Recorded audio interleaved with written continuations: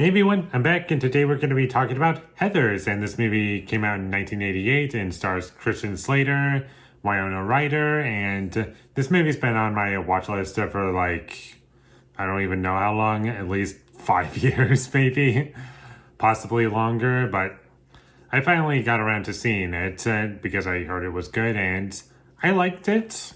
I enjoyed it more than I thought I would. I went into it not really expecting much of anything, and then I watched it and I enjoyed it. I liked the first half more than I liked the second half. And I'll get into more detail as to why the first half worked for me more. But for now, I'm just going to stick with positives. And I did think the performances were really good. And I do think that they do help carry the movie. And it's that and the characters. And that's most of what you get out of the movie.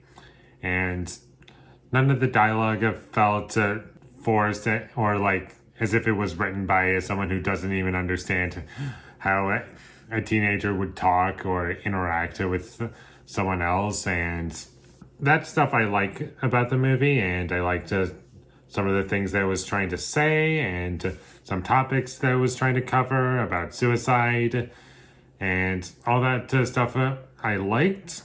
I do think its characters and the story is mostly engaging in the first half, but then we get into the second half and it doesn't work nearly as well for me because it just becomes very repetitive for me and I don't feel as though anything is being progressed. It's just the same thing happening over and over again, and I did like where certain things were going, and there were some elements that I really enjoyed, and my least favorite part about the movie would probably be the third act. I think it's just really stupid and doesn't really fit in the movie in terms of how it's presented. I'm not going to spoil what it is, but it kind of makes sense for what they're trying to say and to set up for Christian Slater's character, but at the same time, it kind of just turns into a different movie, if you ask me, and it doesn't really work.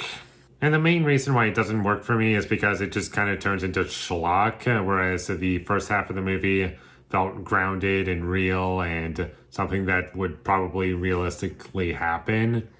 And there's still elements of that in the second half, but not nearly as much, I don't think. And because the movie gets so repetitive, it does drag down the movie a lot for me. Like, the first half I would happily rewatch, but I'm not really interested in seeing what happens in the second half because I just don't feel as though the build-up and or payoff is there. One of my favorite scenes in the movie was somewhere in the second half where it was just following our two main leads and coming up with a crazy plan, and things are starting to really get out of control, and that was my favorite scene in terms of how it was shot. And it looked very nice, and it really expressed what it was trying to communicate. And in terms of visuals, I thought that was the best scene in the movie.